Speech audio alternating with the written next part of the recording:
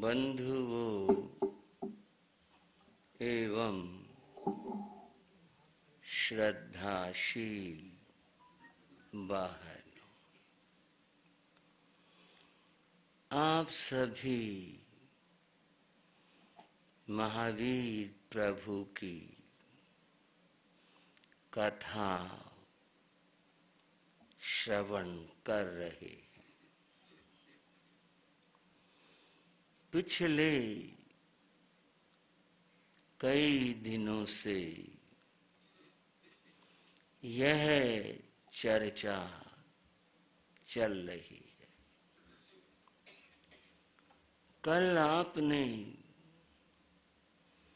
हमने सभी ने बड़ी श्रद्धा से महावीर जयंती मनाई थी। महावीर जयंती यानी महावीर जन्म कल्याण। कल्याण शब्द का प्रयोग तीर्थंकर भगवंतों के संदर्भ में होता है। तीर्थंकरों के जन्म को कल्याण कहते हैं। कल्याण किस लिए कहते हैं कि उनका जन्म स्व और पर दोनों के, सबके कल्याण के लिए होता है, कल्याण रूप होता है, इसलिए उसे कल्याण कहते हैं। तीर्थंकर महावीर प्रभु का जन्म हुआ। यहाँ एक बात समझने की है। तीर्थंकर महान होते हैं, महान पुण्यवान होते हैं और अनेक शक्तियों से संपन्न होते हैं।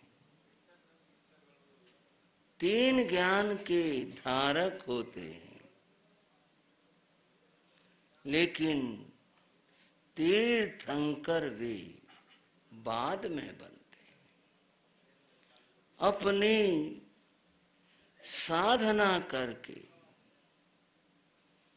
तब वे केवल ज्ञान प्राप्त करके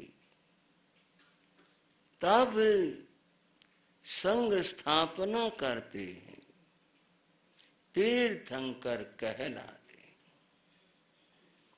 ये व्यवहार है कि तीर्थंकर का जन्म हुआ, जन्म से नहीं, वे साधना से तीर्थंकर बनते हैं। धर्म क्षेत्र में दो अवधारणाएं। एक अवधारणा है अवतारवाद, दूसरी अवधारणा है उत्तारवाद। अवतारवाद अवधारणा यह है कि जब इस धरा पर पाप बढ़ जाते हैं, मनुष्य सन्मार्ग से भटक जाते हैं, पाप बहुत बढ़ जाता है, उस समय मनुष्यों को रास्ता दिखाने के लिए परमात्मा यहाँ धरा पर जन्म धारण करता है। परमात्मा का ऊपर से यहाँ आना, जन्म धारण करना, इसको अवतार लेना कहते हैं। और यही अवधारणा अवतारवाद कहलाती है। गीता में कहा गया, यदा यदा हि धर्मस्य ग्लानिर्भवति भारत। अर्जुन, जब जब यहाँ इस धरा के ऊपर लोग धर्म से दूर हो जाते हैं, तब अभ्युत्थानाय धर्मस्य तदा आत्मानं सृजाम्यहम्। तब मैं यहाँ प्रकट होता हूँ, तब मैं यहाँ जन्म लेता हूँ। उन लोगों को पाप से दूर करने के लिए, सन्मार्ग दिखाने के लिए मैं यहाँ आता हूँ। अब दूसरी अवधारणा की बात कहूँ, बंधुओं, इसमें उलझने की आवश्यकता नहीं। अवधारणाएं अपने अपने चिंतन हैं, परंपराओं के अपने चिंतन हैं। जैन अवधारणा उत्तारवाद की है। इनका मानना है ऊपर से परमात्मा नीचे नहीं आते, बल्कि इस संसार में कोई कोई आत्मा जागृत हो जाती है। उसके जागरण के कई कारण बनते हैं, जिनमें से एक सत्संग भी है। सत्संग प्राप्त हो गया, बोधि प्राप्त हो गई, सन्मार्ग मिला, चल पड़े, साधना करते रहे। और यह साधना जन्म जन्मांतरों तक चलती रही। आपकी भाषा में कहूं, एक व्यक्ति ने एक पैसा जोड़ा, फिर जोड़ा, फिर जोड़ा, एक एक पैसा करते करते एक दिन रुपया बन गया। ऐसे ही साधना करते करते वे पूर्णता को प्राप्त कर लेते। आत्मा से जब पूरी तरह से पाप कर्म दूर हो जाते हैं, आत्मा निर्मल हो जाती है, तब यह आत्मा ही परमात्मा बन जाती है। ये भगवान कहलाते हैं, परमात्मा कहलाते हैं, तीर्थंकर कहलाते हैं। फिर विशुद्ध आत्मा का ये स्वरूप बनता है। बंधुओं, ये यात्रा थोड़ा सा समझने का प्रयास करेंगे। यह यात्रा यहीं से कहीं से किसी की शुरू हुई, धरा से शुरू हुई, और फिर आगे बढ़ते बढ़ते, ऊंचे उठते उठते पूर्णता को उसने प्राप्त कर लिया। और फिर अंत में इस देह का परित्याग करके वे मुक्ति मोक्ष में चले गए। फिर वहां से यहां पुनः नहीं आते। महावीर कभी नहीं आएंगे। महावीर की आत्मा ने साधना कैसे की, यह आप उनके पिछले जन्मों की कथा से सुन रहे थे कि कैसे पिछले 27 जन्मों से वो साधना करते आए, कहाँ कैसे गए, क्या हुआ, और फिर अब यहां हम पहुंचे हैं इस भाव में तीर्थंकर जन्म में। तो बंधुओं, जिन्हें महावीर, तीर्थंकर महावीर, आराध्य महाप्रभु कहते हैं, उनका जन्म हुआ। ये चूंकि पुण्यवान आत्माएं होती हैं, महान पुण्यवान होते हैं, इसलिए इनकी जो बातें हैं वे सामान्य जन से कुछ अलग, विचित्र और अद्भुत होती है।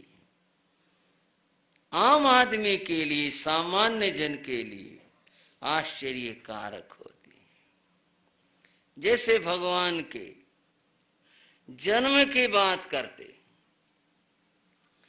तीर्थंकर का जन्म होता है तो किसी भी प्रकार की अशुचि नहीं होती, माता को कोई कष्ट नहीं होता, क्योंकि वे अहिंसा धर्म के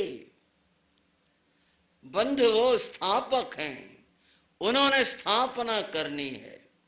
स्वयं अपने आप में वे पूर्ण अहिंसक रूप में हैं, इसलिए किसी के उनके द्वारा कष्ट होने का प्रश्न ही नहीं होता। महावीर का जन्म हुआ। बंधुओं, राजा को सूचना मिली, ये बाद की बात है। इससे पूर्व उनकी पुण्यवाणी की बात करते हैं। इंद्र महाराज वे इस बात के लिए पूरी तरह से सजग सावधान थे, धरा पर तीर्थंकर का जन्म होगा। फिर कहूं ये हमारी व्यवहार भाषा है, उन्हें तीर्थंकर बनना है, अपने स्वरूप में समझना है। उनके मान सम्मान आदर और अपने कर्तव्य की दृष्टि से इंद्र महाराज इस बात की घोषणा देवलोकों में कर चुके होते हैं। वहां ये घोषणा हो जाती है और जैसे ही उनका जन्म होता है तो स्वयं इंद्र महाराज अपने सब देव देवियों के साथ में यहां धरा पर आते। जैन अवधारणा में 64 इंद्रों की परिकल्पना है, मान्यता है। सबके सब आते हैं, सारे यहां आते हैं। और जहां तीर्थंकर का जन्म होता है वहां सब पहुंचते हैं। और इंद्राणी, प्रथम देवलोक की इंद्राणी, जो सौधर्म देवलोक है, उसके इंद्र की, प्रथम देवलोक के इंद्र की इंद्राणी, वो वहां पर उपस्थित होती है और अनेक देवियां उपस्थित होती है वहां पर एक पंक्ति याद रखेंगे, परोक्ष प्रिया ही देवा। ये मंत्र शास्त्र की पंक्ति है। लोग कहते हैं देवता हाजिर हो जाए, इतना आसान काम नहीं होता जितना लोग कह लेते हैं, बोल देते हैं। देवों को परोक्ष रहना प्रिय होता है। सामने तो बहुत कोई बड़ा साधक हो, महापुरुष हो, तभी प्रकट होते हैं, अन्यथा परोक्ष प्रिया ही देवा। वो परोक्ष में रहते हैं, दिखाई नहीं देते और जो उन्हें करना है सब कर देते। यहां महल में, महाराज सिद्धार्थ के इस महल में ये सब उपस्थित हुए, लेकिन किसी के सामने नहीं। इंद्र महाराज ने अपनी एक शक्ति का प्रयोग किया, जो जहां था महल में वो सो गया, उसे नहीं पता बाहर क्या हो रहा है और क्या घट रहा है। ये उनकी अपनी विधि है। आप इस तरह कर क्यों, ऐसा क्यों के सबके आगे आते, और भी अच्छा होता। आपके और मेरे कहने से थोड़े होगा। सबके अपनी अपनी विधियां हैं, अपने तौर तरीके हैं, अपनी बात है, वो सब अपनी तरह से करते हैं। सब सो गए थे और यहां तक के माता त्रिशला भी सो गई थी। आगे बढ़ करके इंद्र महाराज ने, उपस्थित देव देवियों ने उनको वंदन नमन किया, नमस्कार किया, परिक्रमा की और आज्ञा मांगी, प्रभु हमारे द्वारा आपको कष्ट न हो, हम अपनी विधि पूर्ण करना चाहते हैं। तो शिशु रूप से वे भगवान प्रभु उनको उठा ले गए और उठा करके शची को, इंद्राणी को दे दे। वो इंद्राणी की गोद में है। और फिर इंद्र महाराज ने कहा, आओ चलो, अब हम अपना जीत कल्प पूरा करेंगे, अब हम अपने जो देव विधियां हैं वे पूर्ण करेंगे, अब आओ चलो। और सब देवों का समूह, भाषा में बोल रहा हूं, किसी को तर्क की आवश्यकता नहीं है, शिशु रूप तीर्थंकर को लेकर वे ऊपर आकाश में चले जाते हैं। कहां लेकर जाते हैं? वे सुमेरु पर्वत के ऊपर ले जाते हैं, उसके शिखर पर ले जाते हैं। सुमेरु पर्वत के शिखर की चारों दिशाओं में 4 शिलाएं स्थापित हैं और वहां जो दक्षिण भाग वाली शिला है, पांडु कमल जिसे कहते हैं, वह शिला, वहां जाकर के इंद्राणी उन्हें लेकर के बैठ